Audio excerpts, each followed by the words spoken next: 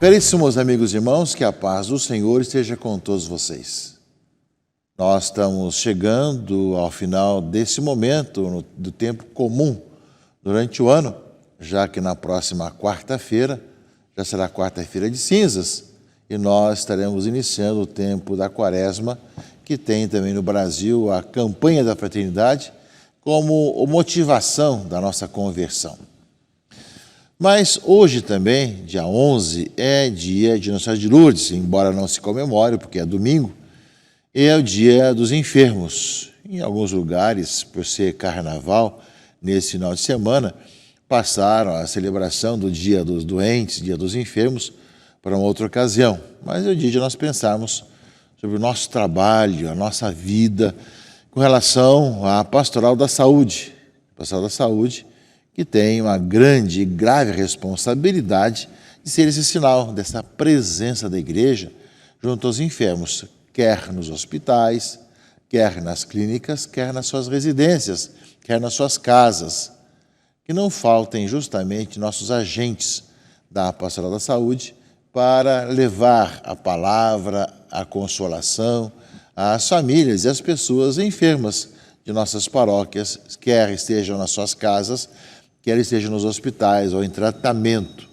Mas é sempre uma ocasião de nós pensarmos sobre isso, mesmo que, pelo fato de hoje ser carnaval, acabam justamente não tendo muitas possibilidades dessas celebrações próprias para os enfermos. Mesmo porque também hoje nós não celebramos oficialmente Nossa Senhora de Lourdes. Há também, durante esse tempo, desde a última sexta-feira até a próxima quarta-feira, dependendo de cada lugar, os retiros de carnaval. Alguns são abertos, você vai de manhã e termina à tarde, alguns são fechados, chega na sexta ou no sábado e volta e termina na terça ou na quarta, dependendo de cada lugar. Oportunidades de refletir sobre a nossa vida e passar alguns momentos de silêncio e de oração. O retiro de carnaval acontece também aqui em nossa arquidiocese já há muito tempo. No passado era tudo concentrado no único local, hoje nós temos espalhados por toda a nossa arquidiocese vários retiros com várias diferenciações de tempo, de oportunidade, de temas, oferecendo várias possibilidades para que as pessoas possam aproveitar esses dias para também retiro.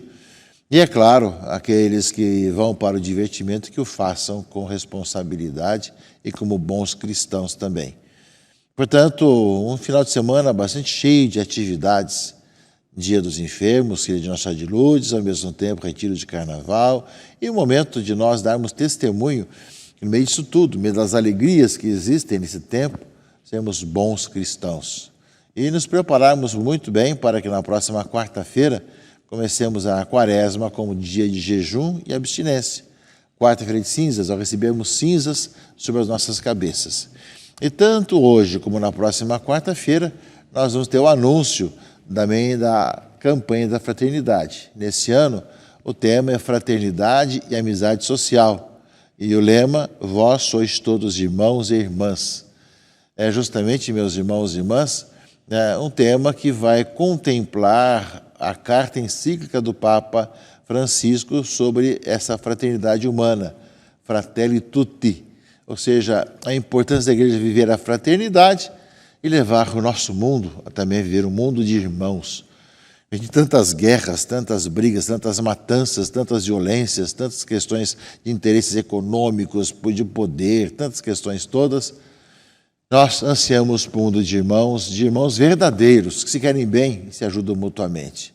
Portanto, o tema da campanha da fraternidade, que é anunciado hoje, ou ainda nessa próxima quarta-feira de cinzas, deve ser para todos nós uma oportunidade de refletir sobre a nossa vida e como nós somos chamados a viver como irmãos. Vós sois todos irmãos e irmãs, Mateus 23, 8, é o lema da campanha da fraternidade desse ano.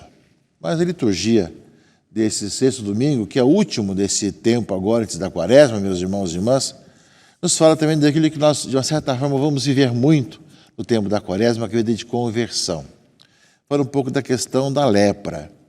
A lepra, no Antigo Testamento, um pouco no Novo Testamento também, era uma doença incurável, em que as pessoas deviam estar longe dos outros, não podiam chegar próximos, e quem chegasse próximo se contaminava, né? E isso foi comparável à questão do pecado, da pessoa de ser limpa para que pudesse de novo voltar ao convívio social. É uma comparação justamente para isso.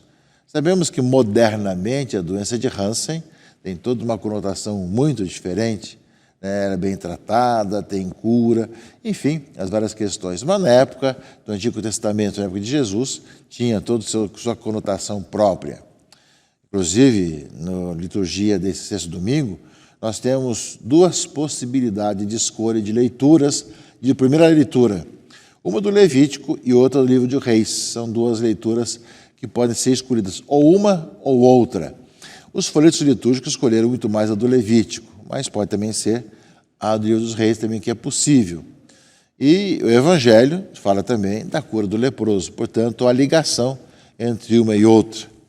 Do Evangelho fala com muita clareza. Um leproso chegou perto de Jesus e de joelhos pediu: se queres, tens o poder de curar-me. Jesus, cheio de compaixão, estendeu a mão, tocou nele e disse: eu quero, fica curado. Ora, caríssimos irmãos e irmãs, no Levítico fala: quando alguém tiver na pele do seu corpo alguma inflamação, erupção ou mancha branca, com a aparência do mal de lepra, será levado ao sacerdote Arão, ou a um dos seus filhos sacerdotes. Se o homem tiver leproso e impuro, e como tal, o sacerdote deve declarar: o homem atingido por este mal andará com as vestes rasgadas, os cabelos em desordem e a barba coberta, gritando: impuro, impuro. Durante todo esse tempo em que tiver leproso, será impuro, e sendo impuro, deve ficar isolado e morar fora do acampamento. Portanto, é justamente uma situação bastante difícil.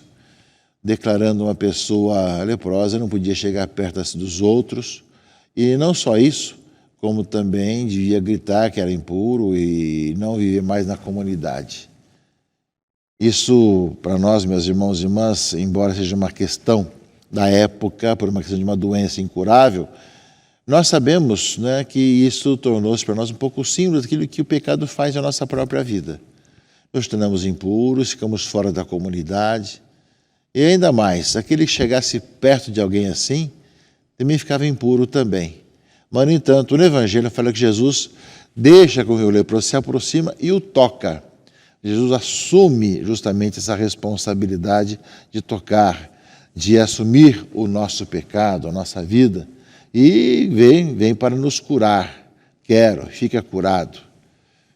Na leitura opcional do livro dos Reis, fala que Naamã veio de longe para ser curado em Israel, e Eliseu mandou lavar-se 7 vezes no Jordão, e a tua carne será curada e ficarás limpo. Naamã ficou irritado, pensou que fosse fazer alguma coisa, atendê-lo, fazer algum gesto meio mágico, mas será que lá na minha terra não tem rios tão bons quanto o Jordão? Né? E alguém de aconselhou: mas olha, se fosse uma coisa mais difícil, você faria. Por que não vai? Vai lá e se banha no Jordão. E aí ele desceu, mergulhou 7 vezes no Jordão, conforme o homem de Deus tinha mandado, e sua carne tornou-se semelhante de uma criancinha, ele ficou purificado.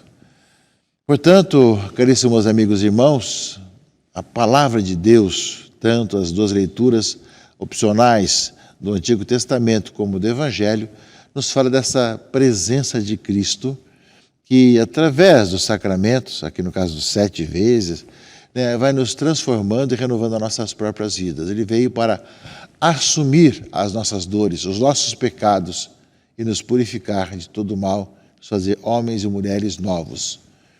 No Evangelho, justamente, conta isso, que Jesus logo mandou embora, falando com firmeza: não contes nada disso a ninguém, vai e mostra-te ao sacerdote, como não era a legislação, para poder voltar à comunidade, e oferece pela tua purificação que Moisés ordenou como prova para eles.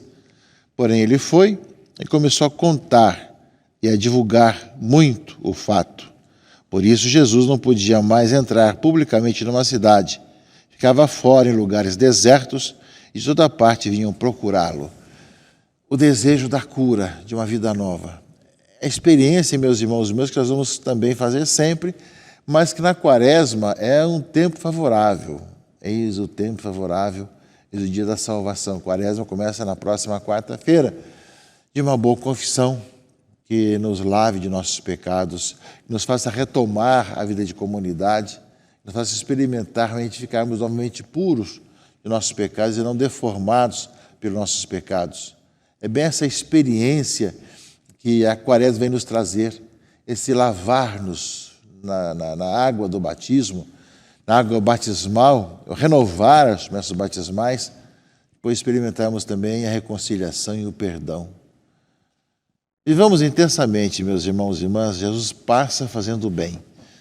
O Senhor nos conduz cada vez mais para que nós possamos andar pelos seus caminhos, para que nós vivamos intensamente a vida cristã e para que todos nós experimentemos o Senhor que vem e nos faz novos, renova nossas vidas, transforma nossos corações. Eis aí, meus irmãos e irmãs, toda a nossa caminhada, tudo aquilo que nós somos chamados a viver, a testemunhar como o Senhor renovou a nossa vida e a nossa existência. A segunda leitura, meus irmãos e irmãs, a primeira carta de São Paulo aos Coríntios, fala justamente da importância de nós vivermos nessa liberdade dos filhos de Deus. Quer comais, quer bebais, quer façais qualquer outra coisa, fazei tudo para a glória de Deus.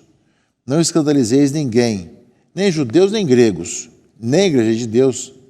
Fazei como eu, diz Paulo, que procuro agradar a todos em tudo, não buscando o que é vantajoso para mim, mas o que é vantajoso para todos, a fim de que sejam salvos. Sede meus imitadores, como também eu sou de Cristo. Palavras importantes de Paulo nessa carta que nós ouvimos nessa segunda leitura, nesse domingo, meus irmãos e irmãs. Falta de nós nos lavarmos, nos purificarmos em Jesus Cristo, que nos cura de nossos pecados, meus irmãos e irmãs, nos faz retomar a comunidade, nos faz também contagiar os outros. Sede meus imitadores, como eu sou de Cristo. E nós nunca percamos de vista isso. Seguir a Jesus Cristo, identificar-nos com Jesus Cristo e, consequentemente, contagiarmos as pessoas para ver que vale a pena seguir a Cristo, deixar-nos conduzir por Ele, Ele lava os nossos pecados com seu sangue derramado na cruz e nos faz novos, nos faz de novo recuperar a fisionomia de filho de Deus, nos transforma nossos corações e nossas vidas. Portanto, o que é que nós façamos, quer comais, quer bebais, fazem tudo em nome do Senhor, para agradar a todos, para levar a todos a vida e a salvação. É consequência da experiência, meus irmãos e irmãs, de quem vive a vida do Senhor, de quem experimenta a graça de Deus, de quem viu o Senhor reinar nos seus corações e nas suas próprias vidas, de quem viu realmente ficar curado de seus pecados, renovado também na sua fisionomia e, consequentemente, também poder proclamar às pessoas que é possível, no meio de tantas violências, guerras, maldades, o ser humano ser novo, ser renovado, ser reavivado na sua vida para fazer o bem e passar por esse mundo fazendo o bem. Eis aí, meus irmãos e irmãs, aquilo que o Senhor nos conduz e nos fala nessa conclusão, praticamente, do tempo comum, nessa fase entre o tempo do Natal e o tempo da Quaresma, para que nós, nessa próxima quarta-feira, ao começarmos o tempo da Quaresma, nós realmente com o tempo de oração, jejum, abstinência, penitência, possamos passar 40 dias abertos ao Senhor e ao mesmo tempo pedindo ao Senhor perdão de nossa falta de humanidade e fraternidade, como vai nos ajudar a pensar a campanha da fraternidade. Né? Não vivemos como irmãos e irmãs, nós nos matamos uns aos outros como inimigos e não como irmãos que se amam, que se querem ajudar e fazer o bem. Né?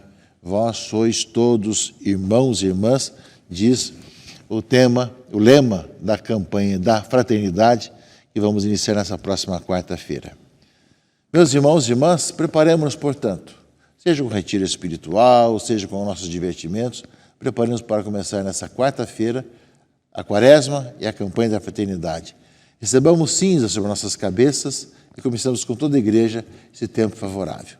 Que Deus abençoe, proteja e guarde em nome do Pai, do Filho e do Espírito Santo. Amém.